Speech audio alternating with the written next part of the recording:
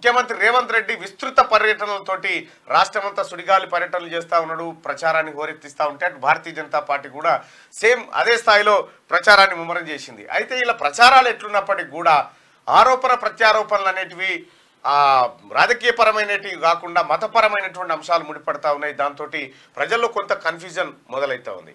వాస్తవానికి కూడా భారతీయ జనతా పార్టీ కొంత ప్రయత్నం చేసింది ఇక్కడ పోలరైజేషన్ కోసం. కానీ దక్షిణ భారతదేశానికి ఉత్తర భారతదేశానికి ఉన్నటువంటి ఒక ప్రధానమైనటువంటి తేడా ఏందనంటే ఉత్తర భారతదేశంలో ఉన్నటువంటి ప్రజలు మతాలుగా విడిపోయి ఉన్నారు, దక్షిణ భారతదేశంలో ఉన్నటువంటి ప్రజలు కులాలుగా విడిపోయి ఉన్నారు. అయితే ఇక్కడ ఉన్నటువంటి ముస్లింలని హిందువులు వాళ్ళు క్యాస్ట్ లాగానే చూస్తారు తప్ప సపరేట్ మతం లాగా వాళ్ళని చూడరన్నట్టు. సో అట్లా ఆ కారణం చేత భారతీయ జనతా పార్టీకి ఇక్కడ ఎక్కువ పట్టు దొరికేటువంటి పరిస్థితులు కనిపించట్లేదు. సరే, ఏదేమైనప్పటికీ ఎన్నికల వాతావరణం హీట్గా ఉంది, చాలా చాలా చాలా హీట్గా ఉంది.